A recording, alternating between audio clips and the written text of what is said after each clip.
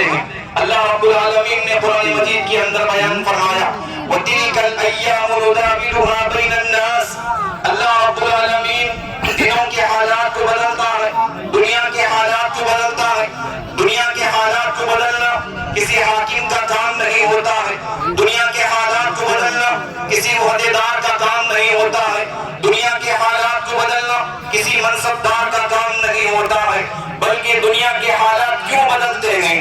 دنیا کے حالات امن سے خوف کی حالت میں کیوں آ جاتے ہیں؟ جہاں پر مسلمان چاروں طرف سے خوف اور دہشت کی زندگی کیوں گزارتے ہیں؟ کیا کبھی آپ نے غور کیا؟ اللہ رب العالمین نے قرآن مجید کے اندر ہم سب کو یہ سمجھا رہا ہے وَمَا أَصَابَكُم مِّن مُّصِيبَةٍ فَبِمَا كَسَبَتْ أَيْدِيكُمْ وَيَعْفُو عَن كَثِيرٍ۔ لوگوں دنیا میں جو کچھ حالات ہوتے ہیں، جہاں پر خوف ہی خوف رہتا ہے، جہاں پر فتنہ ہی فتنہ رہتا ہے، جہاں پر فساد ہی فساد رہتا ہے، جہاں پر غنڈہ گردی ہی غنڈہ گردی نظر آتی ہے، اس کا سبب کیا ہے؟ اللہ دنیا کے حالات کیوں بدلتا ہے؟ یہ سب ہمارے بدعمالیوں کا نتیجہ ہے، یہ ہمارے گناہوں کا نتیجہ ہے، یہ ہمارے کرتوتوں کا نتیجہ ہے۔ اللہ رب العالمین نے قرآن مجید میں اپنا یہ قانون بیان فرمایا ہے۔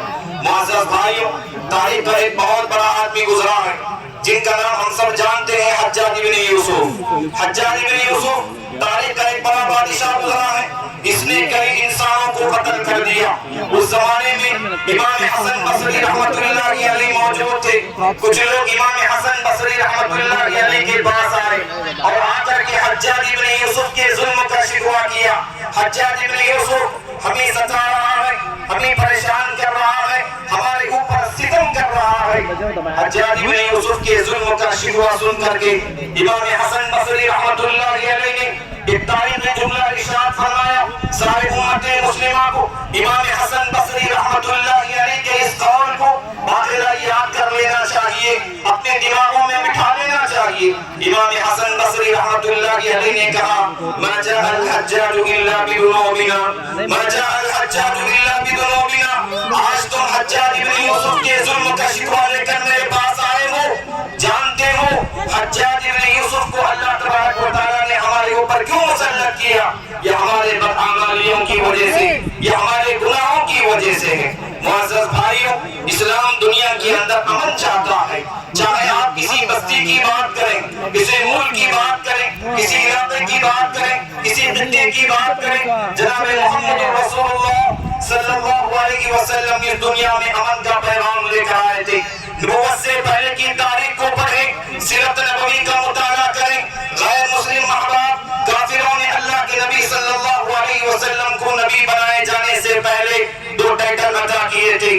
اللہ کے نبی مکے میں داخل ہو رہے ہیں، لوگوں کی زبان پر ایک جملہ تھا قد جاء الامین، قد جاء الامین، امانت دار آ گیا، قد جاء الصادق، سچ بولنے والا آدمی آ گیا۔ نبی بنائے جانے کے بعد اللہ کے نبی نے دنیا میں امن قائم کیا۔ اگر اللہ کے نبی دیکھتے یہاں اختلافات ہو سکتے ہیں، یہاں جھگڑے ہو سکتے ہیں، یہاں فساد ہو سکتا ہے، اللہ کے نبی صلی اللہ علیہ وسلم نے اس مقام پر امن قائم کرنے کی تعلیم دی ہے۔ معزز بھائیوں، مذہب اسلام صرف مسلمانوں کو امن کی بات نہیں کرتا ہے، مذہب اسلام صرف مسلمانوں کو امن کا پیغام نہیں دیتا ہے۔ اگر ہم تاریخ پڑھیں، سیرت نبوی کا مطالعہ کریں، مذہب اسلام جہاں مسلمانوں کو امن کا پیغام دیتا ہے، اسی کے ساتھ ساتھ غیر مسلمین کو بھی امن کا پیغام دیتا ہے۔ صرف غیر مسلمین کی کیا بات کریں، اس دنیا میں رہنے والے بے زبان مخلوقات، اگر آپ جو ہیں چاروں طرف نظر اٹھا کر کے دیکھیں، یہ چرند نظر آ رہے ہیں، یہ آسمان میں اڑنے والے پرندے نظر آ رہے ہیں۔ اللہ کے نبی نے دنیا میں صرف مسلمانوں کو نہیں، صرف غیر مسلمین کو نہیں، بلکہ اللہ کے نبی صلی اللہ علیہ وسلم نے دنیا میں پرندوں کے لیے بھی امن قائم کرنے کی بات کی ہے، چرندوں کے لیے بھی امن قائم کرنے کی بات کی ہے۔ غیر مسلمین کی بات کریں، اللہ کے نبی صلی اللہ علیہ وسلم نے غیر مسلمین کا، کافروں کی جان کا، کافروں کے مال کا، کافروں کی عزت و آبرو کا کس طرح سے لحاظ رکھا ہے۔ سیرت کے اندر ایک واقعہ آتا ہے، مغیرہ بن شعبہ رضی اللہ تعالیٰ اپنے قبول اسلام کا واقعہ بیان فرماتے ہیں۔ اسلام لانے سے پہلے میرے دل میں خواہش تھی کہ میں اسلام لاؤں۔ وہ ایک مرتبہ میں ایک راستے سے گزر رہا تھا، میرے ساتھ دو ساتھی تھے، وہ دونوں بھی کافر تھے۔